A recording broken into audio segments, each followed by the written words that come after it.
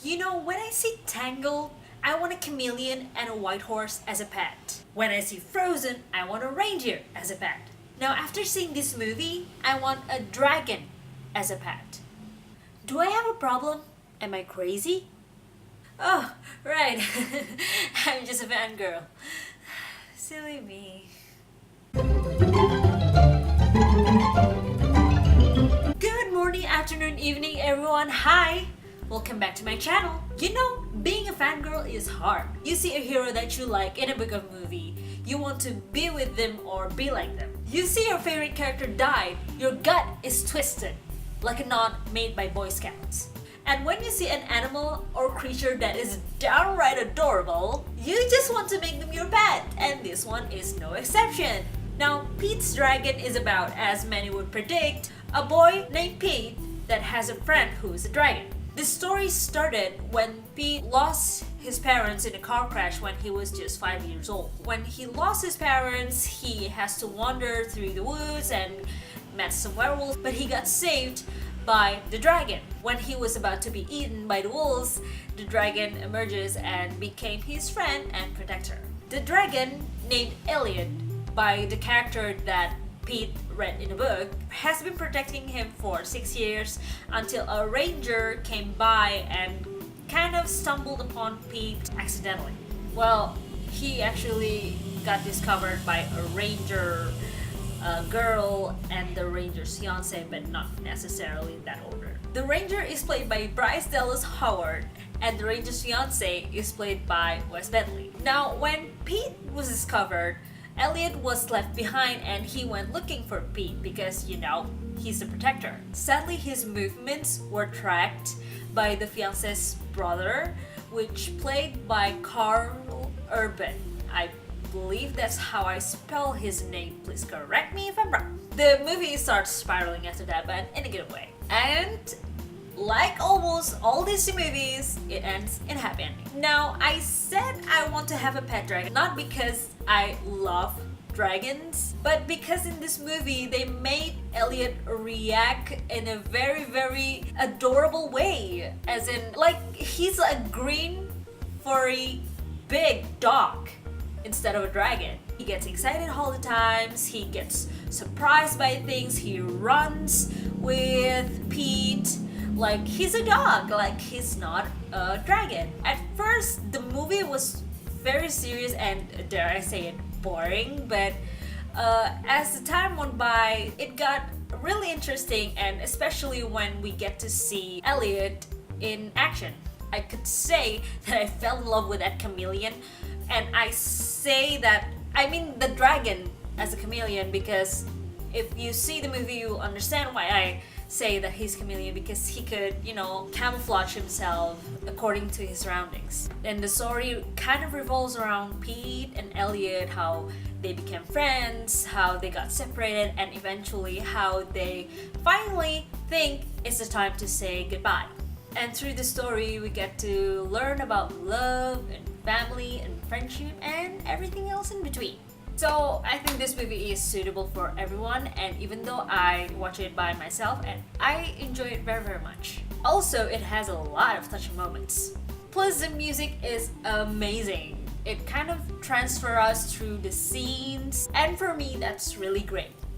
Although something does nags me at the back of my head, and which is the scene where Pete actually loses his parents. I mean, think about it, he's 5 years old and after his parents died, he kind of alone and in the woods, and for me, he is really, really calm, which is kind of scary, because if Pete was me and I was a 5-year-old girl standing alone in the woods with my parents died in a car crash, I would scream my heart out, I would bawl tears, and I just won't know what to do. But Pete is pretty calm in my opinion, even though he's still crying, and he could sense that he was being chased by a wolf. If I got chased by a wolf, I will be eaten. I will be eaten alive. I won't even survive for 5 seconds. That's how silly and dingleberry I am. Anyway, but yeah, that's what's strange about this movie, just a little strange about this movie, but the rest of it, it's okay. It's really good actually. But now we could get to the characters, which is my favorite part because I see so many familiar faces here. I'm just dying to tell you guys about it. First off, I want to say something about the Ranger, which is played by Bryce Dallas Howard. And I saw her, really saw her when she is Victoria in the Twilight Saga, which is, yes, I am guilty of the Twilight fever. I did watch all the movies and I did read all the books. It was a long time ago, back when a vampire got sparkly. And then going back, I have to see Spider-Man 3 to realize that she's actually Gwen Stacy there. And she's done that part really good. And then she plays other characters like in The Help, and I'm pretty sure she's the girl from Jurassic World, and I think she could be very versatile. I've seen her do an antagonist part, I've seen her do a protagonist, I've seen her being smart, I've seen her being emotional, and yeah, I really like seeing her in screens. I mean, every time I watch her in a movie, it's so refreshing because it's always different. And the other that I want to talk about is the villain, which played by Carl Urban. Now, the role that I have in my head when I think of Carl Urban is when he is Dr. Bones in Star Trek. And I have to say that his characters there is very different than what he played in this one. Bone can be hard-headed and harsh, but he is smart and loyal, while in here, he's a douche, to put it very bluntly. He doesn't care about anyone else but himself and doesn't really listen to anybody and guilt trip his brothers. So in the end, I think Carl Urban nailed it. As a villain, as a clueless, maybe even kind of brainless guy, he nailed it.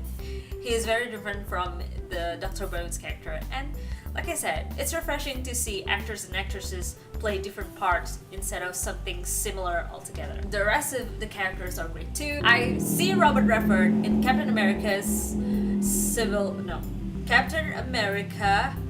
I see Robert Redford in Captain America Winter Soldier, and he's the antagonist there and he's really good, but in here he's the protagonist. And Wes Bentley also did antagonist part in Ghost Rider, if I'm not mistaken. He's the Blue Devil, something like that. And I don't know if this is a team or not, but a lot of antagonist parts that I see actually play protagonists here. But it's all very refreshing, and I love that I get the chance to see them playing different parts. Again, the last question would be, do you have to see this movie? I mean, should you see this movie? Is it worth your time? Is it worth your money? And I think the answer is yes, definitely. The effects are good, the characters are good, the story is good, and I don't think you would waste any money watching this because it has so many messages. The scenes are very neatly put out, and it is very entertaining in a family way, and of course, there's a dragon. You could never get wrong with a dragon. Even when the dragon is mean, like in the Harry Potter scene, or if the dragon is like Barney's, you will always love dragons. Who hates dragons? Dragon haters, and dragon haters are not your friend. And that's all I can give you for this movie review. I know it's very short, maybe a little bit shorter than I used to do, because the movie itself is pretty straightforward. I know it is based on, like, I don't know whether it's a movie or a series about a dragon or some kind, but yeah, the movie itself is pretty straightforward, and I think you will enjoy your time watching this movie, even though you might not be a big fan of fantasy, because it's just so easy to understand and fun. I mean, oh, come on, a dragon that moves and acts like a dog? Who doesn't like that? Anyway, thank you guys so much for watching. If you like this video, please give us a thumbs up, comment, share, subscribe, and suggest to me other movies that I should watch because I love reviewing movies for you guys. And yeah, I'll see you guys next time. Bye!